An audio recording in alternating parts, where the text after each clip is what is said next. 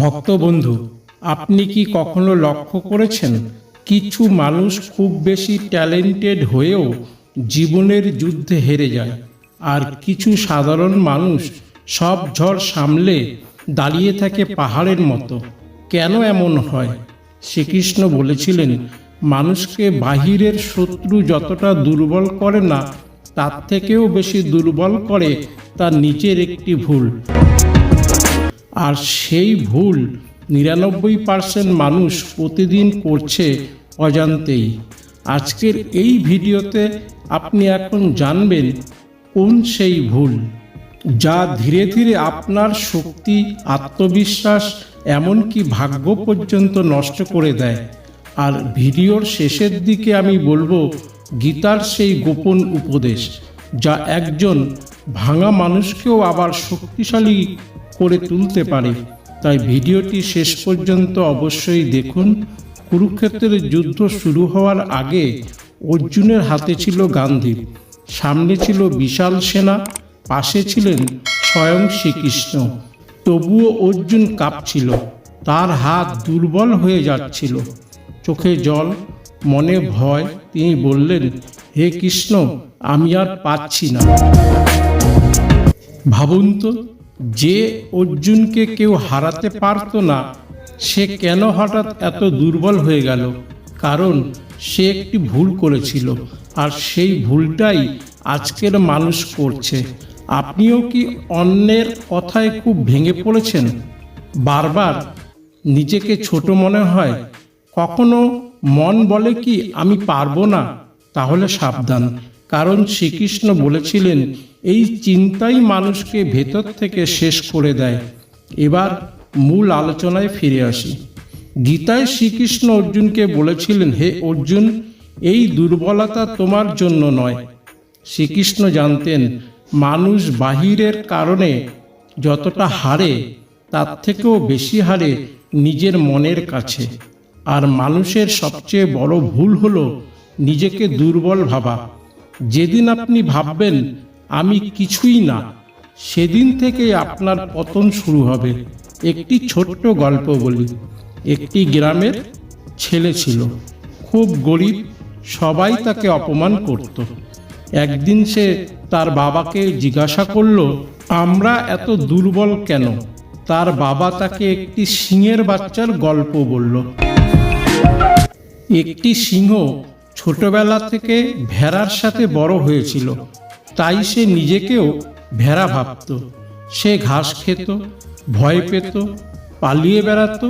কিন্তু একদিন এক বৃদ্ধ সিংহ তাকে নদীর জলে নিজের মুখ দেখালো আর বলল, তুই ভেড়া নস, তুই সিংহ। সেদিন প্রথমবার সে গর্জন করেছিল। বন্ধুরা, শ্রীকৃষ্ণ গীতায় মানুষকে সেই কথাই বলেছেন, তুমি দুর্বল নও, তুমি নিজের শক্তি ভুলে গেছো।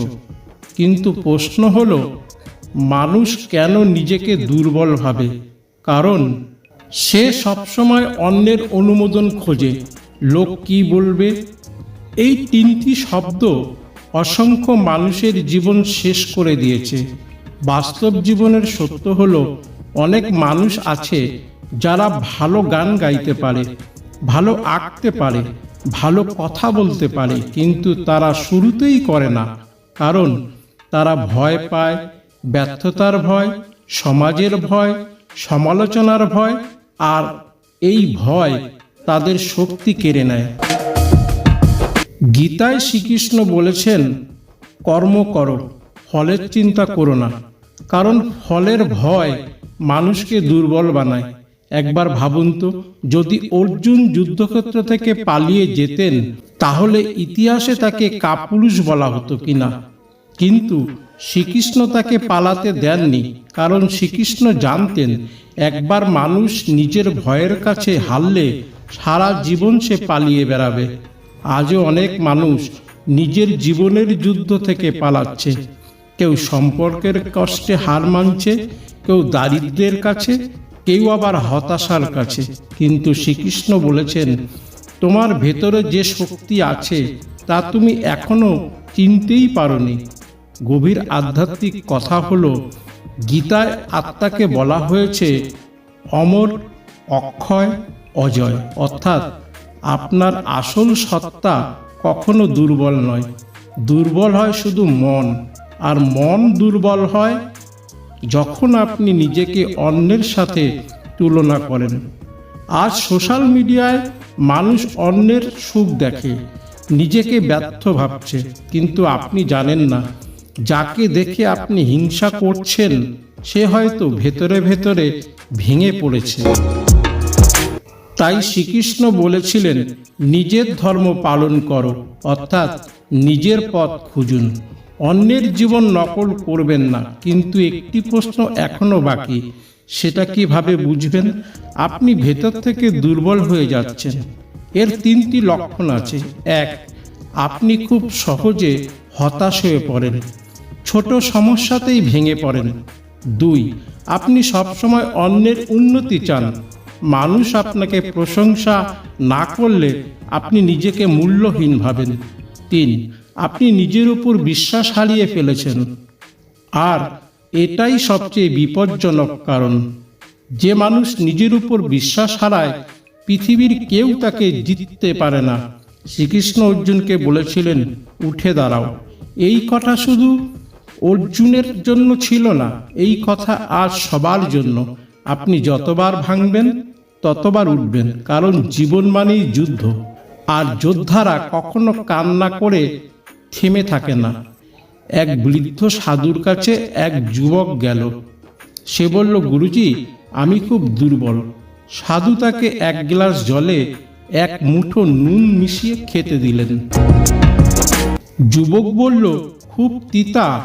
তারপর সাধু সেই নুন একটি বড় পুকুরের ফেললেন, বললেন, এবার জল খাও। যুবক বলল, এবার তো স্বাভাবিক।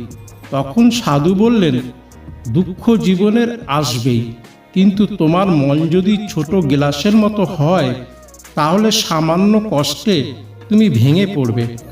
আর যদি মন পুকুরের মতো বড় হয় তাহলে বড় কষ্ট তোমাকে হারাতে পারবে না। শ্রীকৃষ্ণ মানুষকে মন বড় করতে বলেছেন।